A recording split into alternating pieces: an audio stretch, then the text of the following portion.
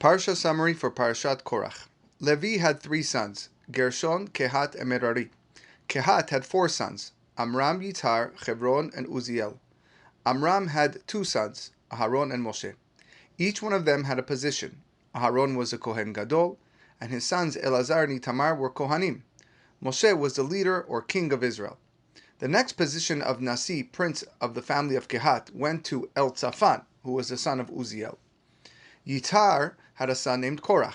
Korah was a very wealthy and wise man, but he was jealous of the positions that others had received. He felt that it was unfair that he, the oldest of the second son, Yitzhar, was skipped, while the position of Nasi went to the son, his father's youngest brother, Uziel. Korah turned his resentment towards Moshe and Aharon and convinced 250 heads of Klal Israel, mostly members of Shevet Reuven, also including Datan and Abiram, to join him in removing Moshe from leadership, as well as undoing his appointment of Aharon as the Kohen Gadol. Korah unfortunately turned his rebellion into one against God, his Torah, and Moshe Rabbeinu's position of Navi Hashem. When Moshe heard Korah's words, he fell on his face. This is already the 4th rebellion in the desert. The golden calf, the mitonenim when they complained that they traveled too fast and they wanted meat, the meraglim, the spies, and now with Korah. He then turned to Korah and his followers and suggested they wait until the next day to do an experiment. The group should all bring pans of ketoret. He said, if you are all meant to be Kohanim, then Hashem will accept your ketoret. I know, though, that there is only one Kohen Gadol, and Azar, a non-Kohen, who brings a ketoret will die. However, even after this warning, Korah and his followers did not change their minds. The next day, Korah and his followers appeared before the Mishkan with their fire pans.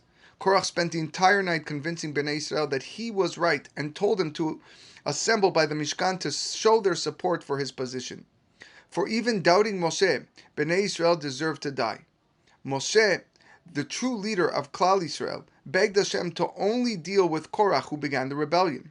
Hashem agreed and warned all to move away from the tents of Korah, Datan, and Abiram, and to not touch anything that belonged to them. Moshe, knowing that if the machloket of Korah wasn't finished, went to Datan and Abiram, making one last attempt to make peace. When Datan and Abiram came out of the tents making fun of Moshe, Moshe told Bnei Israel, if Datan and Abiram will die a normal death, then it is true that Hashem did not send me to do all that I did. But if the earth will open its mouth and swallow them, it is a proof that these Reshaim were wrong and they angered God. Immediately, the earth opened its mouth under Korah's family and Datan and Abiram with their families, and they, along with their tents and all their possessions, no matter where they were in the camp, were swallowed up into the ground. After being burned, Korah was drawn into the hole and swallowed. Those swallowed into the ground did not die, rather were taken alive into Gehinnom. As they went down, they screamed, Moshe emet veTorato emet va'anachnu bada'im. Moshe is true, his Torah is true, and we are the evil ones because we made up false arguments against him. A fire from Hashem came and burned the 250 men who stood to bring the ketoret at the entrance of the Mishkan. Only Aharon was untouched by the fire. After this incident, Hashem commanded Aharon's son Elazar to gather the pans used by the 250 men, for they became holy when they were used to offer ketoret. They were to be flattened and used as a new covering for the Mizbeach HaNechoshet, the copper Mizbeach, to remind people that a non-Kohen may not do the service. The day after Korah and his followers died, Bnei Israel complained to Moshe that by suggesting the 250 men bring ketoret, he caused them to die unnecessarily. Hashem appeared and told Moshe to separate themselves from the rest of the people, and the rest will die. Moshe and Aaron tried to pray, but Hashem prevented the words from coming out. A plague began, and people started dying. Moshe told Aharon to quickly take the pan he used earlier, to put on it ketoret, and to go into the camp. Aharon did as he was told, and the plague stopped, but not before 14,700 Jews died. This action showed that it was not the ketoret that killed, rather it was the averot that killed.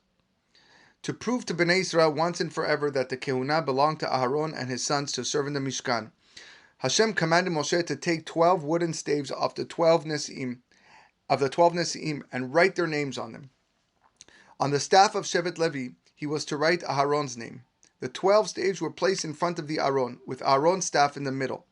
The next morning, all sticks were the same except for Aharon's, which was covered with leaves, blossoms, and almonds. Now all agreed that the kehunah belonged to Aharon and his sons.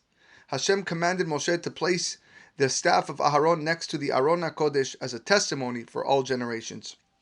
Now that all agreed that the kehunah belonged to Aaron and his sons, Hashem told Moshe about the 24 different gifts, matenot kehunah, that are given to the Kohanim. The Leviim, as they were helpers with the avodah, were to be given maaser, 1/10 of all produce, after terumah was given to the Kohanim. Shevet Levi did not receive any proper portion in Eretz Yisrael. These gifts were Bnei Yisrael's special way of supporting them for their service.